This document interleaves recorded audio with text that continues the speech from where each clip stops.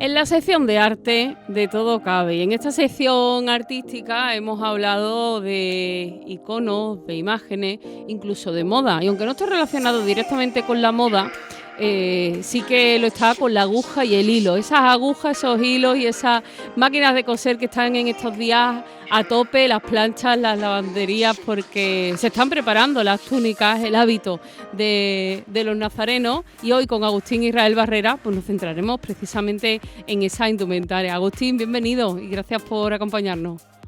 Bien hallado como siempre, y efectivamente, como decía, pues vamos a hablar un poquito de la simbología, de la iconografía y de dónde viene pues, este hábito tan peculiar, ¿no? Y que estamos tan acostumbrados a ver desde aquí, pero que a otros les resulta tan llamativo, tan chocante, ¿no? Según el caso, ¿no? Sí. Y bueno, pues vamos a empezar por estos dos términos, ¿no? Por estos dos palabras que acabo de soltar, iconografía y simbología, ¿no?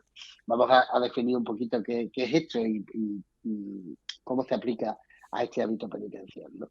La simbología es la materia que estudia los símbolos, que son la representación perceptible de una idea, con rasgos asociados a la conversión socialmente aceptada. Es un signo sin semblanza de continuidad, que solamente posee un vínculo convencional entre lo significante y lo denotado, además de una clase internacional para ser designado. O sea que los símbolos no tienen idioma, los símbolos son genéricos, ¿vale? Un vínculo convencional que nos permite distinguir al símbolo del icono, como el índice y el carácter de intención para distinguirlo del nombre. Los símbolos son como pictogramas, como pequeños dibujos. Muchos de los grupos de símbolos pues, representan incluso a otras cosas diferentes y, por supuesto, son los referentes de las distintas asociaciones culturales, artísticas o religiosas de la cultura universal.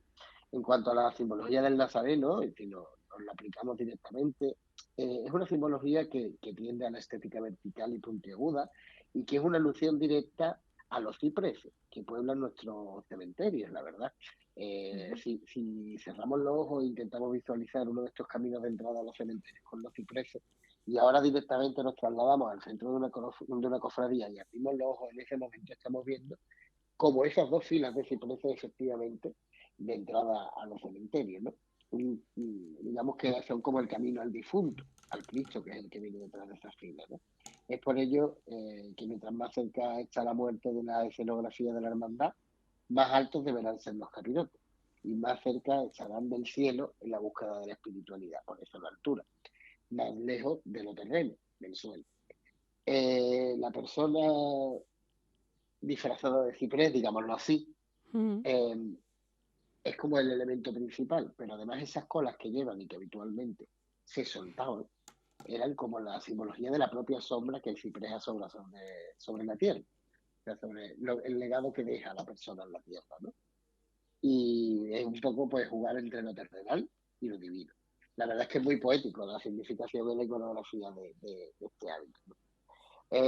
Si hablamos ahora de iconografía como tal, pues la iconografía es la ciencia que estudia el origen y la formación de las imágenes, su relación con lo alegórico y lo simbólico, así como la identificación por medio de atributos que casi siempre les acompañan. Esta ciencia tiene origen en el siglo XIX y se desarrolla sobre todo en el siglo XX, ¿no? Digamos, pues si sabemos que aparece un santo que tiene unas azucenas en la mano y un niño, pues sabemos que es San José. Pues esa es la iconografía de San José, ¿no? El nazareno, iconográficamente hablando, es un símbolo de penitencia y de espiritualidad y queda reforzado por el color litúrgico que le corresponda. O sea que aquí nos tenemos que fijar más bien en los colores que porta el nazareno, ¿no?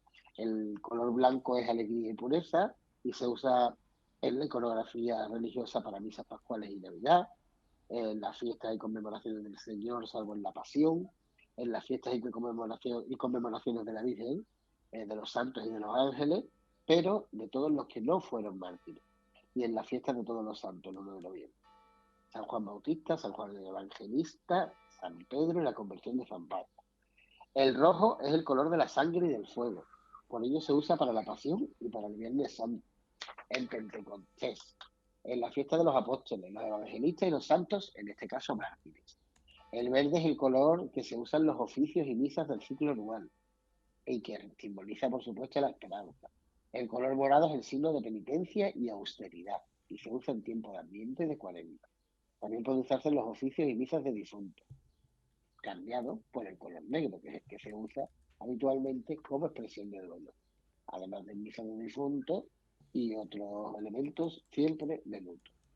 Y el rosado o púrpura puede usarse también en los domingos de Guadete o Adviento y en los neatales, en la Cuaresma, ¿vale? Si os dais cuenta, estos colores litúrgicos que tienen que ver con las misas Mm. son al final los colores exactos que habitualmente portan los nazarenos, o sea que son estos mismos colores con la propia liturgia que tienen, ¿no? Y ahora vamos a hablar pues de la evolución del hábito, ¿no? De estos nazarenos, de dónde vienen, ¿no? Porque, bueno, estamos todos acostumbrados a escuchar ya que estos nazarenos vienen de la Inquisición, que se les ponía un capirote, que tal. Y no es que no tengan razón, porque la razón la tienen. Lo que pasa es que ese no es el origen realmente, ¿no? Ese es, digamos, el antecedente más cercano, del que ya hay una continuidad. Pero para hablar del origen del hábito penitenciario y del capirote, nos tenemos que remontar, como casi siempre, hasta época romana, incluso antes del propio nacimiento de Cristo y por consiguiente del cristianismo. En los avances de la conquista de Roma por el Mediterráneo, hay distintas divinidades con las que se tiene contacto y se empieza, digamos, a enriquecer el panteón romano. Es el caso, por ejemplo, del culto a la diosa Cibeles, que nos sonará todo por la famosa escultura de Madrid, que fue el primero en ser asumido por la religión romana. Esta divinidad, cuyo principal santuario se encontraba en la región de Frigia, es la personificación del principio femenino de diosa madre. Prácticamente es un elemento como la Virgen, ¿no? Que ampara y protege a su pueblo, les da fruto y simboliza la fecundidad.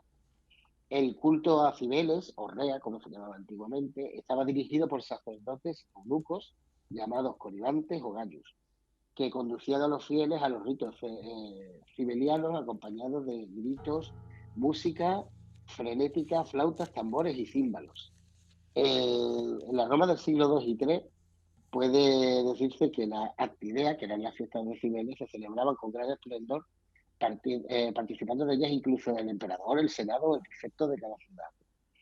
Atis, que en la mitología griega y romana era una deidad de vida, muerte y resurrección, nace con el comienzo de la primavera, el 21 de marzo. Todo esto nos va sonando, ¿verdad? Mm. Y Atis enamoró a su propia madre, a Cibele, y se convirtió en su sirviente y eunuco, conductor de su carroza, que curiosamente iba tirada por animales, leones en principio, y que se decoraba entera de plata. Su madre había nacido hermafrodita y castrada por los dioses se convirtió en mujer. Siendo conocida como Cibeles, quedó encumbrada Atis por su belleza, ¿no? Atis es un joven pastor que se enamora de ella. Es su hijo, pero ella no lo sabe, ni él tampoco sabe que ella es su madre, puesto que fue abandonado y fue criado por, por, por unas cabras en el monte, ¿no?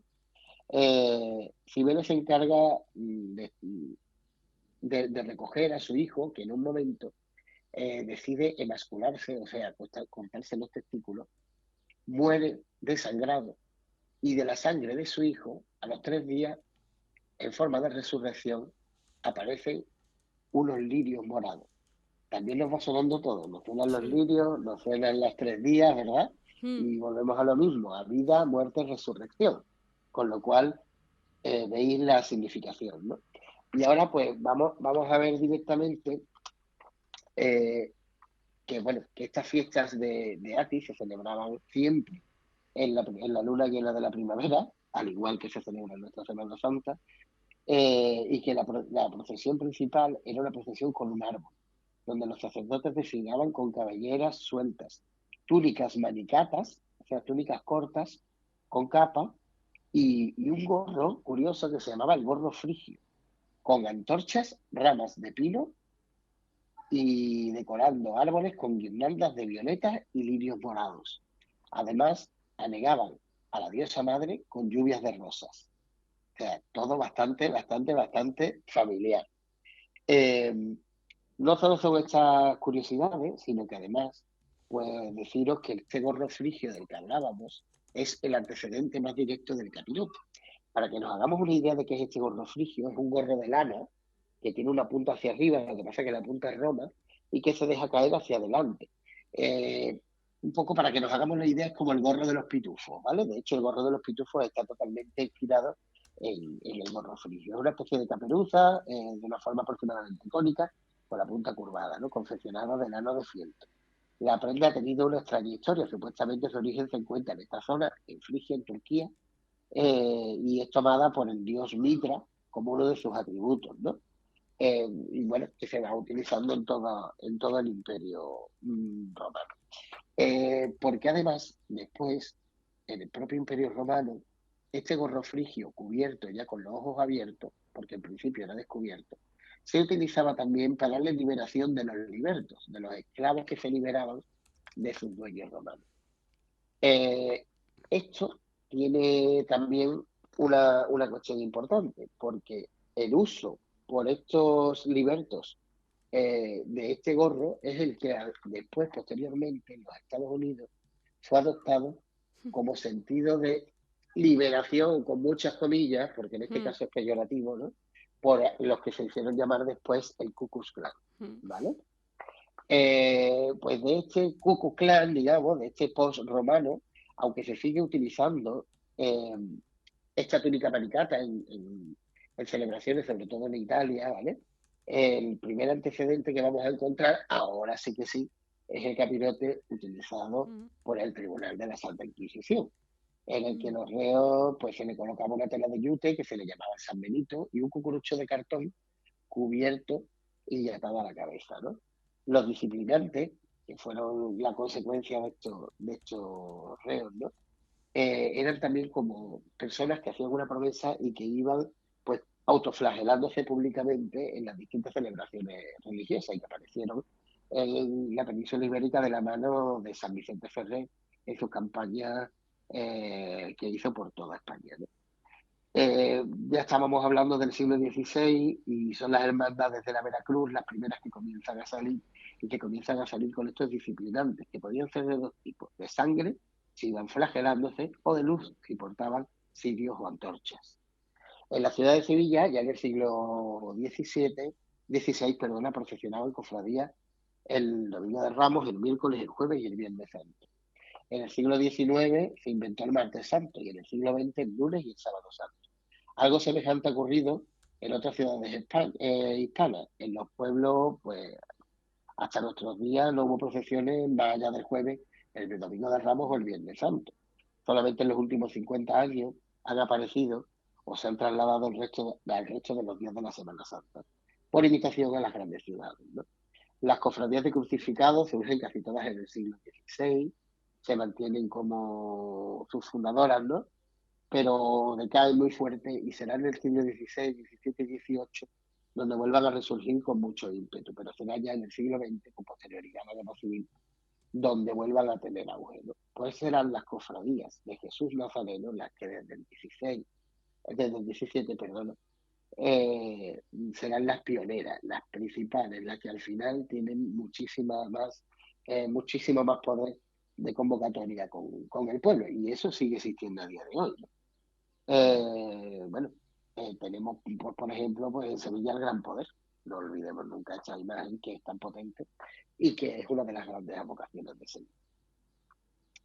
Luego existen otras nuevas avocaciones que ya se utilizan a partir del 18, pero que son diferentes, como las Tres Caídas, Jesús bajo la cruz, Jesús atado a la columna, incluso algunas avocaciones que se han perdido. Por ejemplo, Jesús caído eh, sin la cruz, que luego ahora tenemos la cruz y que sigue manteniéndose en la ciudad de Zura, aunque ya con una vocación actual.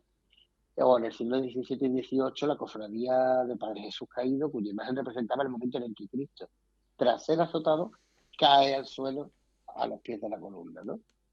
En la Semana Santa de 1963, esto cambió, no sin polémica interna, y la iconografía del paso del misterio de este de Osuna, del que decíamos, pues cambió totalmente y se le colocó la cruz como actualmente, ¿no? Eso por contaros alguna curiosidad de avocaciones que nacen, ¿no? Ya los Viernes Santos, pues estos nazarenos son claros y las vírgenes, pues Dolores y Soledad, que son las que suelen acompañando, ¿no? Pero volvamos al nazareno. Hablábamos de dos categorías, de categorías de hermanos de luz y de categorías de hermanos de sangre, que participaban en esta procesión.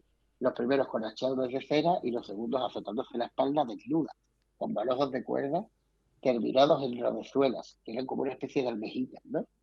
Las hermanas también formaban parte del cortejo, pero nunca podían hacerlo como disciplinante, pues sería impropio de una mujer llevar la espalda al aire. Mm. Llevaban velas encendidas delante o detrás de las imágenes. Y esto concretamente, el que las mujeres no pudieran salir como, como hermanas de sangre, es lo que se ha malentendido hasta hace muy poquito con que las hermandades eran solo de hombres. Y nunca fue así. Desde los inicios hubo mujeres en la hermandad. Se quiso o se malentendió en un momento determinado, pero era exclusivamente para el hecho de llevar la espalda al aire. Así que bueno, hemos hecho bien en recuperar la tradición real Mm. y de que por fin estas hermandades sean totalmente vistas, aunque todavía vemos pocas hermanas mayores en estas hermandades, la Sí, verdad. pocas.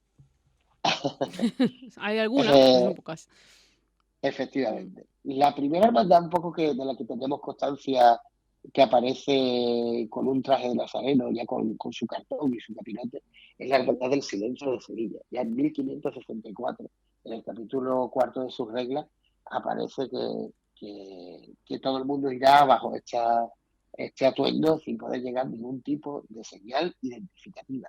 Tan solo el escudo de la hermandad bordado junto al pecho y tapado por el propio capirote, ¿no? La verdad es que es bastante curioso. En 1777, Carlos III, reputado por el espectáculo sangriento de los disciplinantes, prohíbe definitivamente estas prácticas, dando lugar a la figura del nazareno como lo conocemos. Por lo que se puede afirmar que ya en el siglo XVIII se gesta el concepto de la cofradía de nazarenos actual. Esta medida de supresión de las cofradías gremiales y de los demás elementos de los hábitos sacramentales con cierta violencia o sangre desaparece por completo y ya tenemos pues las hermandades como las conocemos a día de hoy. No con la estética actual ni con la fuerza actual, pero sí con el mismo tipo de conformación. El traje de nazareno va cambiando según la vocación de la hermandad, según se van creando las distintas hermandades y será ya en el siglo XIX, con el auge del romanticismo y del ambiente burgués, cuando nacen las cofradías que enriquecen más su ropaje, ¿no? Con tejidos de terciopelo, con bordados, e incluso se le incorpora la capa.